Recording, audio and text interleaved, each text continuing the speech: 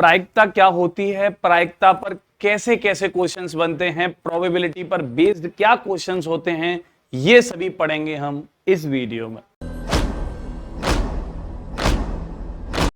नमस्कार, स्वागत है आप सभी का आपके YouTube channel Yogesh Tomar maths पर। जैसा कि हमने पिछली वीडियोस में परमुटेशन एंड कॉम्बिनेशन कवर किया है, जिसमें हमने जितने भी अरेंजमेंट्स होते हैं लगभग बिठाने के, ठीक है, नंबर्स प्लेस करने के, वर्ड्स के, लेटर्स के जितने भी अरेंजमेंट्स थे वो भी पढ़े हमने। साथ के साथ हमने जितने भी इलेक्ट करने के तरीके होते हैं भाई, टोटल वेज ऑफ इलेक्ट या चूज, वो भी पढ़े हमने। ठीक है, तो ये सभी बातें हम पिछली वीडियोस में पढ़ चुके हैं। परमुटेशन की नॉलेज है आपको, कॉम्बिनेशन की नॉलेज है आपको। आज की इस वीडियो में हम पढ़ने वाले हैं प्रोबेबिलिटी। तो प्रोबेबिलिटी क्या होती है, किसे होती है भैया, कैसे बनती है, संभावनाएं, क्या आउटकम्स होते हैं, क्या फेवरेबल आउटकम्स होते हैं, क्या अनफेवरेबल आउटकम्स होते हैं, ये सभी बातें पढ़ेंगे हम इस वीडियो में। बस मैं आपको आसान शब्दों में समझाने की कोशिश करूंगा कि प्रायिकता होती क्या है। ठीक है, तो प्रोबेबिलिटी मतलब आप जिसे क्या बोलते हो बड़े भैया, प्रायिकता बोलते हो। ठीक है, क्या बोलते हो, प्रायिकता बोलते हो आप इसको। ठीक है, अब ये होती क्या है।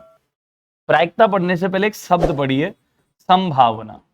अब मुझे बताइए कि संभावना, ठीक है, जिसको आप आउटकम्स बोलते हो या आप संभावना को पॉसिबिलिटी बोलते हो अपने शब्दों में, ठीक है, यही सही मायने में प्रोबेबिलिटी होती है अगर सही से समझा तो। संभावना जैसे हम बोलते हैं ना संभावना, इसको आप दूसरे शब्दों में बोलते हो चांस। क्या बोलते हो, चांस।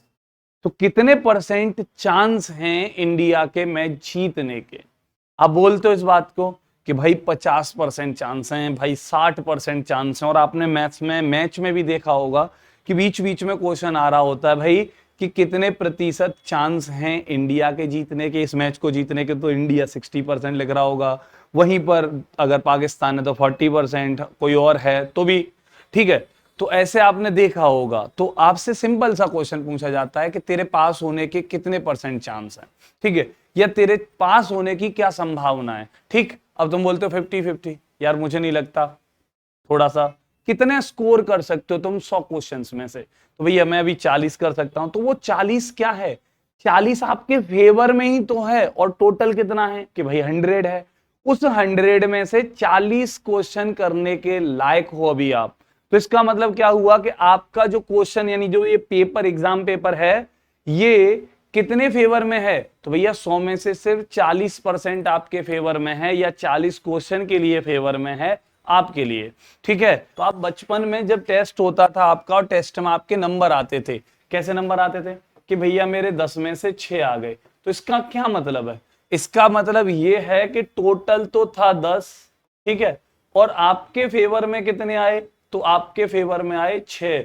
और यही जो आप बचपन से ये मार्क्स लेके आ रहे हो, ये संभावनाएं ही हैं, ये प्रायिकता ही है। ये क्या है, आपकी प्रायिकता ही है। तो आपके चांस कितने बन गए एग्जाम में पास होने के, 60% आप नंबर लेके आ रहे हो। तो 60% आप उस सिलेबस को पढ़ चुके हो, इसका मतलब ये है। अगर आप 50% मार्क्स लेके आ रहे हो, तो इसका मतलब यह है कि आपने जो सिलेबस था आपके एकेडमिक या कॉम्पिटिटिव एग्जाम का, उसमें आपने सिर्फ 50% सिलेबस ही पढ़ पाया है। आप इस बात को समझिए। तो आप संभावनाएं, जिसको आप चांस समझिए, ना कि आप समझिए पॉसिबिलिटी। ठीक है, चांस समझिए या आउटकम समझिए। ठीक है, तो आपके फेवर में जो आउटकम्स होंगे अपॉन टोटल आउटकम्स होंगे, वही तो प्रोबेबिलिटी है। कि भैया सही मायने में क्या है कि किसी भी घटना के घटित होने पर जो आउटकम्स होते हैं, जो संभावनाएं होती हैं, उनमें हमारा कितना चांस है, ये बताना, ये मापना क्या कहलाता है, प्रायिकता कहलाता है। ठीक है, तो किसी भी घटना के घटित होने में आपका जो चांस है उसको बताना क्या कहलाता है, प्रायिकता कहलाता है। सपोज मैंने एक सिक्का उछाला, ठीक है, अब सिक्के को उछालने पर, इसको उछाला भाई, टॉस कर दिया हमने सिक्के को, ठीक। अब सिक्के को उछालने पर क्या घटनाएं बनेंगी, तो भैया या तो हेड आएगा और या फिर क्या आएगा, टेल आएगा। तो ये हेड और टेल दोनों के दोनों कौन है, आउटकम है। कौन है, क्या है भैया, ये आउटकम्स हैं। ठीक है भाई, जो दृश्य दिखेगा आपको, टॉस होने के बाद में जो ऊपर आएगा वो हेड हो सकता है, वो टेल हो सकता है। तो आउटकम्स, ठीक है, क्या घटना घटकर जो संभावना आएंगी, परिणाम आएंगे, उन परिणाम को हम क्या बोलते हैं, आउटकम्स बोलते हैं। तो या तो हेड आएगा या टेल आएगा, तो इनको आपने बोल दिया आउटकम्स। अब देखो उधर, अब मेरे से बोला जाता है क्या कि भाई हेड होने की प्रायिकता क्या होगी, ठीक है, सिंपल सी बस बातों में समझने की कोशिश कीजिएगा। हेड होने की प्रायिकता क्या होगी भाई, what is the probability of appearing head. तो भाई यहां पर अब हेड होने की प्रोबेबिलिटी क्या होगी, अब मुझे बताओ, हेड मुझे क्या ढूंढना है, हेड ढूंढना है ना। तो अब मेरा फेवर जो जाएगा, मेरा दिमाग जो कहेगा वो किसको ढूंढेगा, सिर्फ हेड को ढूंढेगा। और मेरे फेवर में भी कौन होंगे, वही आउटकम्स होंगे जिनमें हेड होगा। अब यहां पर हेड कितने आउटकम्स में दिखाई दे रहा है मुझे, तो भैया हेड दिखाई दे रहा है मुझे एक में, ठीक है। और कितने में से दिखाई दे रहा है भैया, तो टोटल 2 हैं। तो सही मायने में प्रोबेबिलिटी होती क्या है भाई, तो प्रोबेबिलिटी होती है आपकी फेवरेबल आउटकम्स, ठीक है, favourable outcomes upon total outcomes, upon total outcomes, ठीक है। ये होती है आपकी प्रोबेबिलिटी, आप इस बात को समझ लीजिएगा, आउटकम्स, ठीक। क्या कि भैया हमारे फेवर में कितने हैं और टोटल कितने, तो टोटल में से हमें क्या चांस मिला है, हमारे चांसेस क्या हैं, यही आपकी प्रोबेबिलिटी होती है। बस इसको आप मेजर कर लीजिए, आप प्रोबेबिलिटी सीख गए। और इसको आसान शब्दों में समझने की कोशिश कीजिएगा, और इससे भी आसान शब्दों में, मैंने अभी आपको एक एग्जांपल दिया कि आप बचपन में 10 में से नंबर लेके आते थे भाई, 10 में से 8, तो इसका क्या मतलब है कि अगर मैं आपको 10 क्वेश्चन दूं तो उन 10 क्वेश्चन में से आप 8 सही करोगे। इसका क्या मतलब है कि अगर मैं तुम्हें 10 चांस दूं तो आपको कितने चांस उनमें से आप अपने लिए कर पाओगे, तो भैया वो 8 चांस अपने फेवर में कर पाओगे, ठीक है। तो favour upon total outcomes is known as probability, clear है। तो ये आपकी प्रोबेबिलिटी होती है, इस बात को आप समझ गए होंगे, उम्मीद है, ठीक है। और अगर समझ गए हैं तो अब देखिए इधर, अब बात आती है घटनाएं। तो घटनाएं कई प्रकार की होती हैं, है ना, घटना बहुत प्रकार की होती है, लेकिन मैं आपको सिर्फ 2 बातें पढ़ाना चाहूंगा, 2 ही तरह की घटना पढ़ाऊंगा भाई बस मैं, क्योंकि घटनाएं आपकी भैया इंडिपेंडेंट होती हैं, म्यूचुअल इवेंट होती हैं, ठीक है, ठीक, इंडिपेंडेंट इवेंट होती हैं, श्योर इवेंट होती हैं, इम्पॉसिबल इवेंट होती हैं, इम्पॉसिबल इवेंट होती हैं, बहुत सारे इवेंट्स होते हैं, ठीक। लेकिन मैं आपको सिर्फ 2 पढ़ाने की कोशिश करूंगा, ठीक है। क्या क्या भैया, एक तो निश्चित इवेंट, ठीक है, तो निश्चित घटना भैया, तो निश्चित घटना जिसको आप बोल सकते हो श्योर इवेंट, ठीक है, श्योर इवेंट। अब बस इनको समझिए, क्योंकि बाकी की इवेंट्स को डिटेल में पढ़ना आपके लिए बेहद जरूरी नहीं है, क्योंकि आप उनके बिना भी क्वेश्चन सॉल्व कर सकते हो, बस आपको कॉम्बिनेशन और ये सारी समझ में आनी चाहिए। और एक होती है भैया असंभव घटना, असंभव घटना, ठीक है, इम्पॉसिबल इवेंट। तो एक दूसरी ये होती है। अब इसको समझने की कोशिश कीजिएगा कि भाई जो निश्चित घटना है इसके घटने की प्रायिकता क्या होगी, तो मुझे बताओ 100% होगी भाई, क्योंकि यार जिसको घटना ही घटना है वो तो 100% ही होगा ना, तो 100% से तो ऊपर कुछ है ही नहीं। और 100% होगा, 100% को अगर आप सॉल्व करते हो तो 100/100 होगा, जिसका वैल्यू कितना आएगा, 1 आएगा। तो कहने का मतलब ये हुआ कि किसी भी घटना के बिल्कुल घटने की प्रोबेबिलिटी क्या होती है, 1 होती है, 1 से ज्यादा नहीं होती। अब असंभव घटना, असंभव घटना को क्या बोलोगे आप कि भैया इसके घटने के चांस कितने हैं, 0%, तभी तो वो इम्पॉसिबल है भाई, वो पॉसिबल है ही नहीं, तभी तो इम्पॉसिबल है, मतलब उसका कोई चांस है ही नहीं घटने का, मतलब 0%। तो इसकी जो प्रोबेबिलिटी होगी वो कितनी होगी, 0 होगी, इसकी जो प्रोबेबिलिटी होगी वो 0 होगी। और निश्चित श्योर इवेंट की प्रोबेबिलिटी होगी वो कितनी होगी, 1 होगी। अब बात समझिए कि बाकी की जितनी भी घटनाएं होंगी, ठीक है, बाकी की जितनी घटनाएं होंगी उनमें दोनों बातें होंगी कि भैया हो भी सकती है, नहीं भी हो सकती है। मतलब क्या हुआ कि भाई 30% चांस है, 40% चांस है, 50% चांस है, बट 100% चांस से ज्यादा तो कोई चांस हो ही नहीं सकता, और 0% से नीचे कुछ हो ही नहीं सकता। तो जो लोग आपके सामने बोलते हैं ना कि हाँ मैं कल आऊंगा, 150%, वो एकदम झूठ बोल रहा है। क्योंकि किसी भी घटना के घटित होने के लिए 100% से ऊपर प्रोबेबिलिटी होती ही नहीं है, 100% से ऊपर संभावना होती ही नहीं है। तो आप बोल सकते हो एक नंबर दूसरे नंबर का 500% भी हो सकता है, लेकिन किसी भी घटना के, किसी भी इवेंट के अकर होने की प्रोबेबिलिटी कभी भी 100% से ज्यादा नहीं हो सकती। तो आप इस बात को दिमाग में रख लो, जो 100% से ऊपर की बात कर रहे हैं या तो उन्हें ज्ञान नहीं है या फिर वो झूठ बोल रहे हैं। इन दोनों बातों में से एक बात पर दिमाग में बिठा लीजिएगा, ठीक है? या तो उन्हें ज्ञान नहीं है या फिर वो प्रॉपर बिल्कुल सफेद झूठ बोल रहे हैं बड़े भैया। तो भैया यहां पर बाकी की घटनाओं की अगर बात करेंगे तो यहां चांसेस होंगे, और चांस कभी भी 100% से ज्यादा नहीं हो सकते, ठीक है, और 0% से कम नहीं हो सकते। तो इसका क्या मतलब हुआ कि प्रोबेबिलिटी जो होगी हमेशा किसी भी इवेंट के लिए, ठीक है, प्रोबेबिलिटी जो होगी किसी इवेंट के लिए वो क्या होगी, 0 से बड़ी होगी या 0 के इक्वल होगी। और दूसरी बात क्या होगी बड़े भैया कि या तो 1 के इक्वल होगी या 1 से छोटी होगी। मतलब प्रोबेबिलिटी कभी भी 0 से कम नहीं हो सकती और 1 से ज्यादा नहीं हो सकती। निगेटिव चांस कुछ होता ही नहीं है। अगर असंभव घटना है, इम्पॉसिबल है, तो 0 पॉसिबिलिटी हो जाएगी, 0 प्रोबेबिलिटी हो जाएगी। लेकिन आपसे कहो कि -2% चांस है, भैया -2% कोई चांस होता ही नहीं है, 0% चांस होता है लास्ट। क्लियर है? इस बात को दिमाग में फीड कर लीजिए। कितने परसेंट? 0% होता है लास्ट, और मैक्सिमम होता है 100%। इनके बीच में पूरी प्रोबेबिलिटी चल रही होती है। तो 0 to 100 ये प्रोबेबिलिटी की क्या है, लिमिट है, रेंज है। क्लियर है? तो उम्मीद है कि इतनी सी बात आपको समझ में आ गई होगी। और अगर ये बेसिक बातें समझ में आ रही हैं, जितना अच्छा समझ पा रहे हो, वहीं पर आपका क्वेश्चन सॉल्व होना शुरू हो जाएगा। ठीक है? क्योंकि हमारे सामने सिर्फ दो ही बातें होंगी, एक आउटकम्स बनाना, ठीक है, और दूसरा पहचानना कि टोटल कितने हैं और मेरे फेवर में कितने हैं। मैं क्या ढूंढ रहा हूं? मैं हेड ढूंढ रहा हूं, मैं टेल ढूंढ रहा हूं, मैं इवन और डिजिट ढूंढ रहा हूं, मैं ताश के पत्तों में भैया ब्लैक कलर ढूंढ रहा हूं, रेड कलर ढूंढ रहा हूं, किंग ढूंढ रहा हूं, क्या ढूंढ रहा हूं? तो वो फेवर ढूंढना आपका, बस वो आउटकम ढूंढना है आपको, और अपॉन टोटल आउटकम लिखने हैं। कॉम्बिनेशन से भी कर सकते हो, परमुटेशन भी यूज होगा, कॉम्बिनेशन भी यूज होगा, बेसिकली भी तुम नॉर्मल ऐसे ही सॉल्व करोगे। तो कहीं पर जाने की जरूरत नहीं है, इन बेसिक बातों को समझ लीजिएगा। ठीक है? अभी हमें प्रोबेबिलिटी के बारे में पता चल गया कि भैया प्रोबेबिलिटी जो होती है वो 0 और 1 के बीच में होती है ना, यहां से यहां तक होती है। 0 से बड़ी होगी या इक्वल होगी, 1 से छोटी होगी या इक्वल होगी। अब बात आती है, देखो दर, किसी भी घटना के घटने पर दो कंडीशन होती हैं भाई, हां या ना। ठीक है?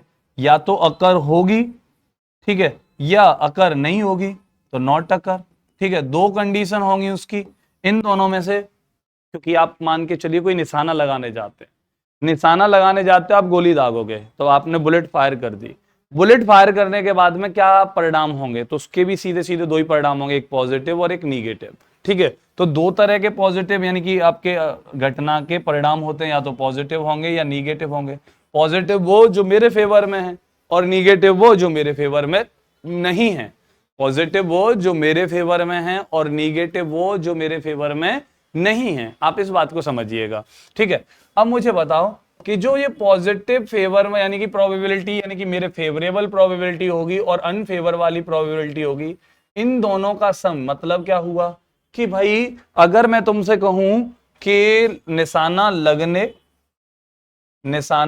लगने या ना लगने, इसकी प्रोबेबिलिटी क्या होगी? तो यार आपने तो दोनों ही बातें ले ली, पॉजिटिव भी ले ली, लगे तो भी ठीक है, न लगे तो भी ठीक है। तो इसका क्या मतलब हुआ कि आपने यहां पर पूरी घटना को ही ले लिया, और जैसे ही आप पूरी घटना को लोगे तो वहां पर पूरी इवेंट क्या बन जाएगी? एक बन जाएगी। इसी को बोलते हैं निश्चित घटना। ठीक है? लेकिन अगर आप सिर्फ बोलोगे निशाना लगना, तो भैया ये अलग प्रोबेबिलिटी हो गई। अगर आप बोलते हो निशाना न लगना, ये अलग प्रोबेबिलिटी हो गई। तो ये इवेंट अलग हो गया, ये इवेंट अलग हो गया। ठीक है? लेकिन आपने बोल दिया निशाना लगे या ना लगे, उसकी प्रोबेबिलिटी क्या होगी? तो आपने तो फिर पूरी घटना को ले लिया, और जैसे ही पूरी घटना को ले लोगे आप, तो वहां पर प्रोबेबिलिटी 1 हो जाएगी।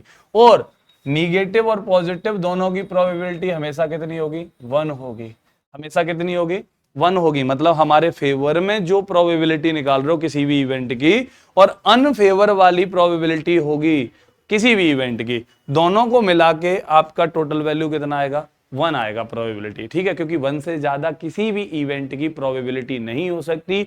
तो निशाना न लगना, लगना टोटल मिला के 1, बट निशाना लगने की कम हो जाएगी 1 से, निशाना न लगने की तो 1 से कम हो जाएगी, ठीक है। तो आप इस बात को समझ चुके होंगे, और अगर समझ गए हैं तो हम चलते हैं अपने पहले क्वेश्चन पर। और पहला क्वेश्चन क्या है, एक पासे को फेंकने पर 3 अंक आने की प्रायिकता क्या होगी? What is the probability of getting 3 when a dice is throne?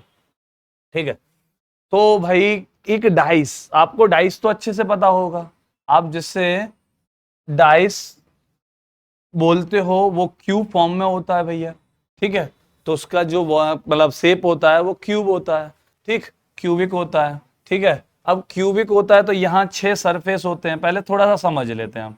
अब ये 6 सरफेस जो होते हैं, इन सरफेसेस पर डिजिट लिखे होते हैं 1 2 3 4 5 6, ठीक है। ये 6 डिजिट यहाँ पर आपके मार्क होते हैं, ठीक है, इस पासे पर और हर सरफेस पर 1 से लेके 6 तक। तो भाई किसी सरफेस पर 1 होगा, किसी सरफेस पर 2 होगा, किसी सरफेस पर 3 होगा, किसी पर 4 होगा, किसी पर 5 होगा, किसी पर 6 होगा, ठीक है।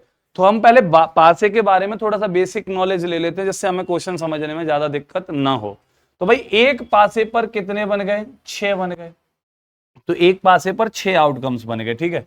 अब अगर मैं बोलता हूं कि मैं 2 पासे फेंकता हूं, ठीक है, अब 2 पासे फेंकता हूं तो भाई पहले पर 1 आ गया, लेकिन दूसरे पर क्या आ सकते हैं भैया, 1 से लेके 6 तक कोई भी आ सकते हैं, 1 2 6 कोई भी आ सकते हैं, 1 2 3 4 5 6 कोई भी आ सकता है। अरे हाँ या ना, सपोज करो कि पहले पर 2 आया तो दूसरे पर क्या आ सकता है, 1 2 3 4 5 6 कोई भी पॉसिबिलिटी आ सकती है, यहां पर भी ऐसे ही। तीसरे यहां पर पहले पर 3 आया तो दूसरे पर 1 2 6 कोई भी डिजिट आ सकता है। ऐसे ही अगर पहले पर 4 आया तो दूसरे पर 1 2 6 कोई भी डिजिट आ सकता है। तो इससे क्या पता चलता है कि भैया एक पासा फेंकने पर टोटल आउटकम्स, ठीक है, टोटल आउटकम्स कितने दिखाई दे रहे थे, हमें 6 दिखाई दे रहे थे, ठीक है। और 2 पासे फेंकने पर टोटल आउटकम्स कितने हो गए भैया, तो टोटल आउटकम्स हो गए आपके 6 इंटू 6। क्यों, क्योंकि पहले पर 6 और हर एक के साथ 6 आएंगे, तो इसके साथ भी 6 आएंगे, इसके साथ भी 6 आने की संभावना है, इसके साथ भी 6 आने की संभावना है। तो भैया यहां पर भी 6, यहां पर भी 6, तो टोटल आउटकम्स बनेंगे 6 इंटू 6 कितने भैया, 36, ठीक है। अगर मैं यहीं पे कहूं कि 3 पासे भाई टॉस किए जा रहे हैं, ठीक है, तो थ्रो किए जा रहे हैं, तो यहाँ 3 पासे थ्रो करने पर टोटल आउटकम्स जो बनेंगे वो कितने बनेंगे भाई, तो 6 इंटू 6 इंटू 6 जो कितने हो जाएंगे 216। क्लियर है? तो कहने का मतलब ये हुआ कि अगर आप 4 पासे फेंकते हो तो 6 का गुणा 6 में कितनी बार होगा, 4 बार होगा, तो 6 इंटू 6 इंटू 6 इंटू 6, ठीक है, 1296 हो जाएगा। क्लियर है? तो ये तो पहले टोटल आउटकम्स पढ़ लिए हमने। अब टोटल आउटकम्स में से हम पढ़ेंगे प्रोबेबिलिटी के अकॉर्डिंग, अगर जो पूछ रहा है वो हमारा फेवर है। बस आप ये अपने आप को भूल जाए कि नहीं मुझे 3 पसंद है, मुझे 5 पसंद है या 6 पसंद है।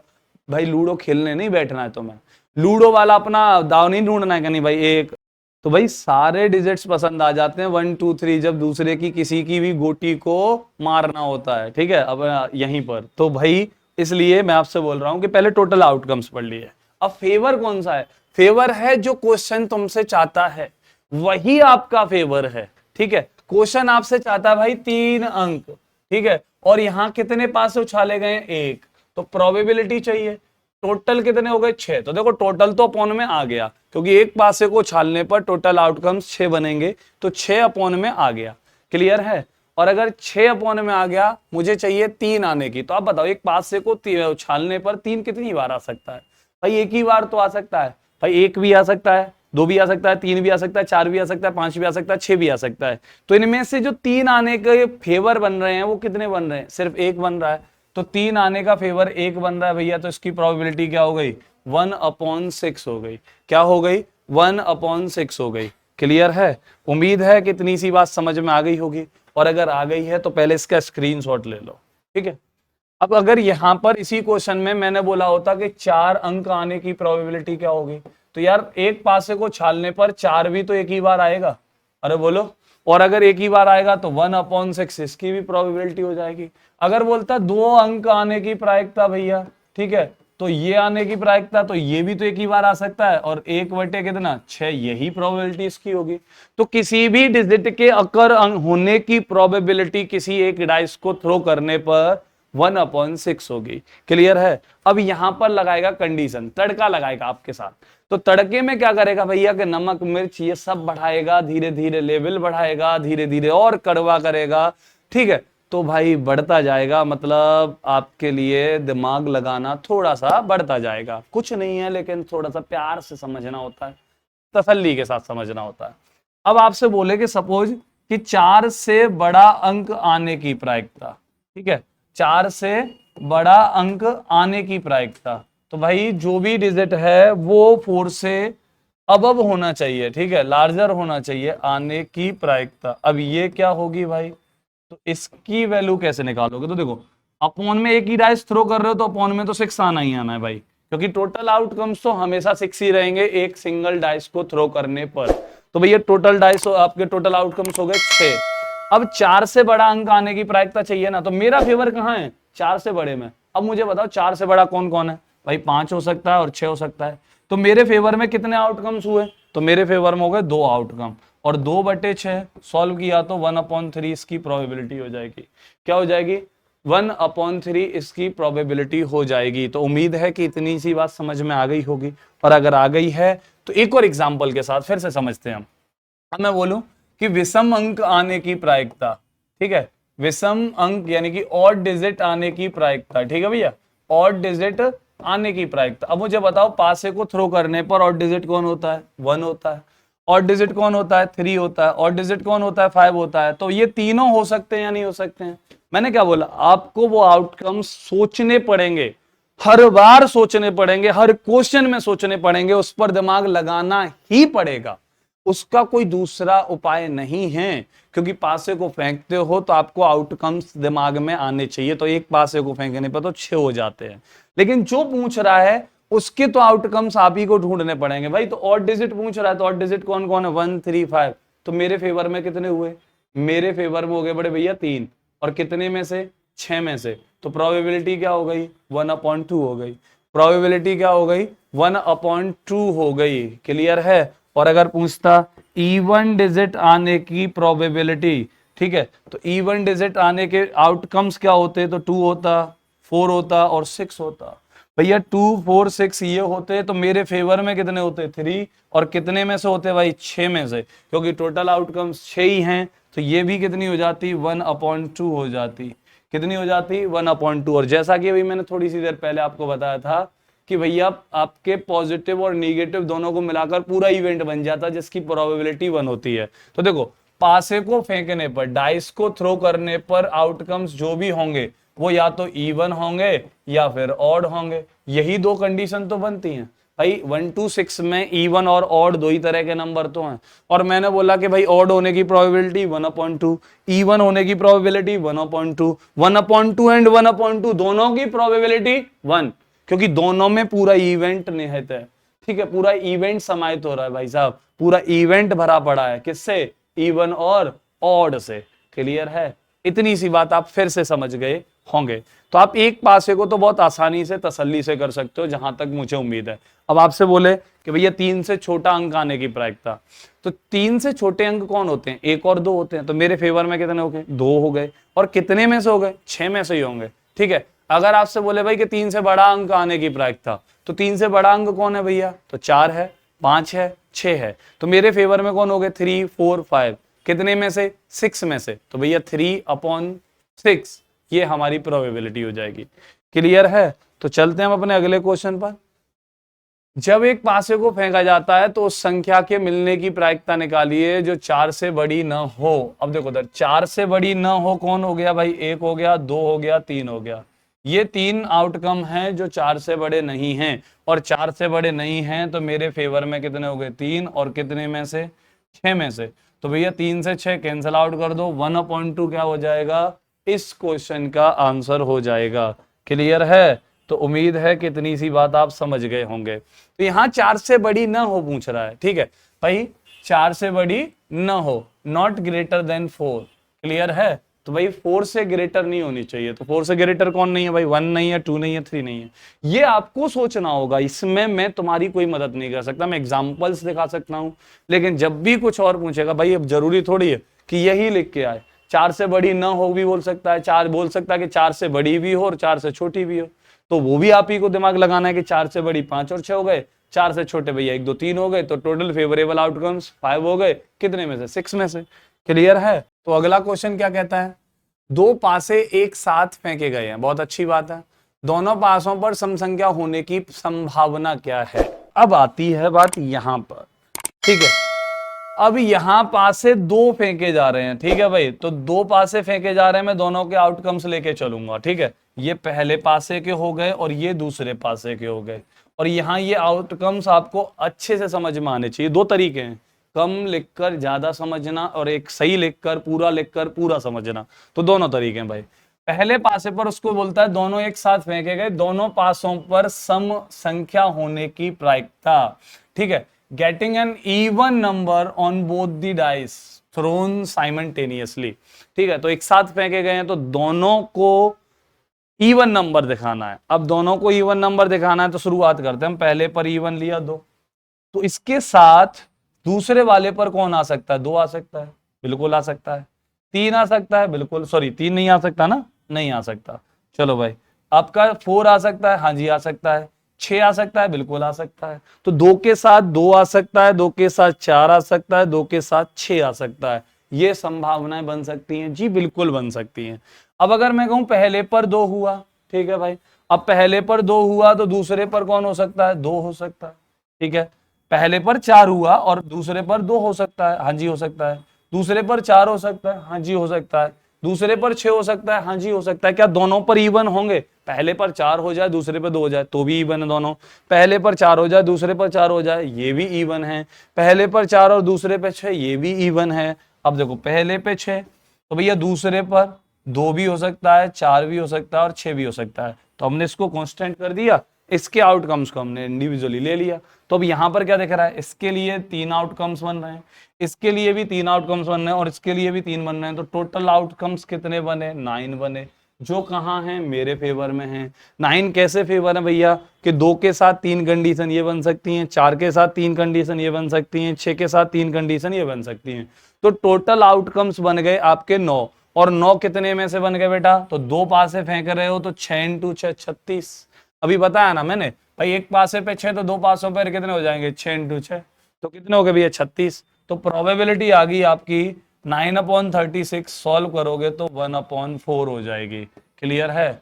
कितनी हो जाएगी? 1/4 हो जाएगी। अब इसी को कैसे लिखते? तो भाई ऐसे लिखते हैं कि पहले पे 2, दूसरे पर 2, ठीक है। और शुरुआत करो असेंडिंग ऑर्डर में ही रखा करो उनको, जिससे अरेंज करने में ज्यादा दिक्कत ना हो। तो पहले पर 2, दूसरे पर 4, फिर 2, अगले पर 6, ठीक है। अब 2 का मामला खत्म हो गया। अब 4 से शुरू कर दो, 4,2, ठीक है। अगले वाले पर 4 और दूसरे वाले पर भी 4, फिर यहाँ पर 4 और अगले वाले पर 6, यहाँ पर 6 और अगले वाले पर 2, अगली बार यहाँ पर 6 और यहाँ पर 4, ठीक है। अब अगले वाले पर भैया क्या हो गया? तो यहां हो गया भाई क्या आपका 6,6। तो टोटल आउटकम्स कितने बन गए बड़े भैया? तो 3 3 3 6 9 9 और कितने में से? 36 में से 1/4 आ जाएगा। तो या तो आप ऐसे लिखो या आप ऐसे समझकर तसल्ली से लिखो। तो उम्मीद है कि ये क्वेश्चन भी समझ में आ गया होगा, ये आउटकम्स निकालना समझ में आ गया होगा। क्वेश्चन निकालना, आंसर, प्रोबेबिलिटी निकालना टफ नहीं है। ध्यान से सुन लो मेरी बात को, प्रोबेबिलिटी टफ नहीं है। टफ क्या है? टफ है आउटकम्स फाइंड करना। क्या है टफ? आउटकम्स फाइंड करना आपका टफ है, इससे ज्यादा और कुछ नहीं है। क्लियर है? तो उम्मीद है कि इतनी सी बात आपको समझ में आ गई होगी, इतना पढ़ाया समझ में आया होगा। उम्मीद है कि मैं समझा पाया हूंगा। ठीक है, तो अगले क्वेश्चन पर बात कर लेते हैं। फिर 2 पासे फिर से एक साथ खींचे गए, फेंके गए और दोनों पासों के अंकों का योग 7 चाहिए भाई। अब देखो उधर पहले पासे और दूसरे पासे इन दोनों के डिजिट्स का सम कितना चाहिए? 7 चाहिए। अब ये आउटकम्स मैं घर से थोड़ी लेके आऊंगा, ये आप ही को सोचने पड़ेंगे कि ये 7 आ कैसे सकता है। और हर बार हर क्वेश्चन के लिए सोचने पड़ेंगे आपको, क्योंकि इसका कोई बेसिक सॉल्यूशन नहीं है। ठीक है, कोई आपका ट्रिकी सॉल्यूशन नहीं है, आपको ये आउटकम्स फाइंड करने ही पड़ेंगे। तो मुझे बताओ कि जो भैया पासे के अंक भी ध्यान में रखने के 1 से 6 तक ही होते हैं, तो नंबर्स भी यूज जो करने हैं वो 1 to 6 ही करने हैं और 7 सम होना चाहिए। ठीक है, तो भाई पहला तो 1 ही से शुरू कर लेते हैं, तो 1 और 6 हो गया। अरे बोलिए, अब इसको उल्टा कर दो सेम, 6 और 1 हो गया। भाई जैसे पहले पर 1 और दूसरे पासे पर 6 आए, तो इसी को फिर से पलट दो, तो पहले पर 6 और दूसरे पर 1 आए। अब फिर से शुरुआत करो, 1 का हो गया। अब इसको भैया 2 से शुरू कर लो। अब 2 और 5 मिलकर 7 बनाते हैं, हाँ जी बनाते हैं। अब इसको फिर से पलट दो, 5 और 2 हो गया। ठीक है, अब 5 और 2 हो गया। अब यहीं से फिर 3 से शुरू कर लो भाई, 3 और 4 हो गया। अब दोबारा से पलट दो इसको, तो 4 और 3 हो गया। अब मेरे फेवर में इसके अलावा और कोई आएगा? अब तुम कहोगे कि 5, तो फिर 2, तो भाई 5 और 2 आ चुका है। ठीक है, आप कहोगे कि भैया नहीं 2 और 5 या 6 और 1, तो 6 और 1 आ चुके हैं, ये सारे आ चुके हैं। टोटल फेवर में कितने आउटकम्स आ गए भाई? 6 आउटकम्स आ गए।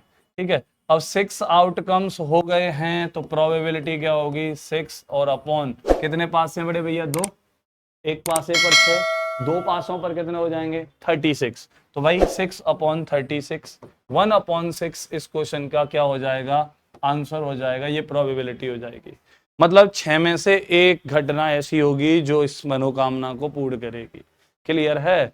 तो जो चांस हैं, संभावना है, भविष्य है, वो आप बता रहे हो कितने % आपका भविष्य सही है, सिक्योर है और नहीं है। तो आप यहीं पर अब आप मॉक लगा रहे हो, तो मॉक लगाने पर आप 100 में से 60 नंबर लेके आ रहे हो, तो इसका साफ साफ मतलब है कि आपका भविष्य सिर्फ 60% ही सिक्योर है और आपको कम से कम 90% स्कोर करना होगा, तभी जाके आपका सिलेक्शन संभव होगा। क्लियर है? क्योंकि अभी यहाँ पर और एग्जाम में दोनों में थोड़ा सा अंतर तो आता ही है। क्लियर है? तो भाई अब चलो अगले क्वेश्चन को देख लेते हैं हम। अब यहाँ 3 पासे फेंके गए हैं बड़े भैया। कितने पासे फेंके गए हैं? 3 पासे फेंके गए हैं। तो भाई एक पासा हो गया, दूसरा हो गया, तीसरा हो गया। ठीक है, 3 पासे फेंके गए हैं और बोल रहा है क्या? कि तीनों पासों पर एक जैसी संख्या, सेम नंबर ऑन 3 डाइस। ठीक है, तो भाई तीनों पासों पर सेम नंबर होने की प्रोबेबिलिटी पूछ रहा है। अब मुझे बताओ सेम नंबर कैसे हो सकती है? तीनों पर एक एक एक हो जाए। ये आउटकम्स आप ही को सोचने होंगे, इसमें मैं आपकी कोई हेल्प नहीं कर सकता, बस आपको दिमाग लगाना होगा। सेम नंबर चाहिए तीनों पर, तो सेम नंबर क्या हो सकती है? एक एक एक हो सकती है। सेम नंबर क्या हो सकती है? 2 2 2 2 ये हो सकती है। सेम 3 3 3 हो सकती है। 4 4 4 हो सकती है। 5 5 5 हो सकती है। ऐसे ही 6 6 6 हो सकती है। ठीक है, तो मेरे फेवर में कितने आउटकम्स बन सकते हैं? तो भाई तीनों पर मिलाकर ये कुल कितने आउटकम्स बने भैया? 6 बन गए। तो टोटल कितने बन गए भाई? एक एक एक एक आउटकम से हो गया, 2 2 2 एक ये हो गया, 3 3 3 4 4 4 5 5 5 और 6 6 6। ये टोटल आउटकम्स मेरे फेवर में कितने हो गए? 6 हो गए। और मेरे फेवर में 6 हो गए बड़े भैया।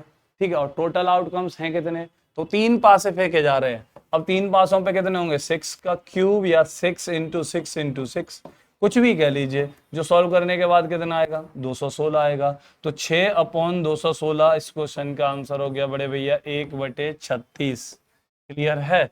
6 से कैंसिल आउट कर दीजिएगा 216 को, तो 1/36 इस क्वेश्चन का आंसर हो गया है। तो उम्मीद है कि ये क्वेश्चन समझ में आ गया होगा, और अगर आ गया है तो चलते हम अपने अगले क्वेश्चन पर। यहां देखिए फिर से 4 पासे फेंके जा रहे हैं भाई, और 4 पासों पर सभी पासों पर एक जैसी समान संख्या चाहिए। यहां पर भी सेम नंबर चाहिए। तो मुझे बताओ यहां पर भी टोटल आउटकम्स कितने बनेंगे हमारे फेवर वाले? क्या कंडीशन हो सकती है? एक एक एक एक हो सकता है चारों पर। अरे बोलो हाँ या ना? और ऐसे ही 2 2 2 2 2 ये हो सकता है, 3 3 3 हो सकता है, 4 4 4 हो सकता है। ठीक है, 5 5 5 हो सकता है सब पर, 6 6 6 हो सकता है सब पर। तो टोटल आउटकम सब भी फेवर वाले कितने बनेंगे? 6 ही बनेंगे। लेकिन अनफेवर यानी कि टोटल आउटकम्स कितने बनेंगे? ये तो फेवर वाले हो गए। ठीक, अब टोटल आउटकम्स कितने बनेंगे? तो वो बनेंगे भैया 6 की पावर 4। ठीक है, या आप बोल सकते हो 6 × 6 × 6 × 6 4 बारी। क्लियर है? और इसको अगर आप सॉल्व करते हो तो 1/216 ये आंसर आ जाएगा इस क्वेश्चन का। क्लियर है? तो उम्मीद है कि ये क्वेश्चन भी समझ में आ गया होगा, और अगर आ गया है तो अभी पासा खत्म नहीं हुआ है। पासे को लेकर बाकी जितने भी क्वेश्चंस होने लेकर मिलेंगे आपसे हम अपनी अगली वीडियो में। तब तक के लिए नमस्कार, जय हिंद, जय भारत।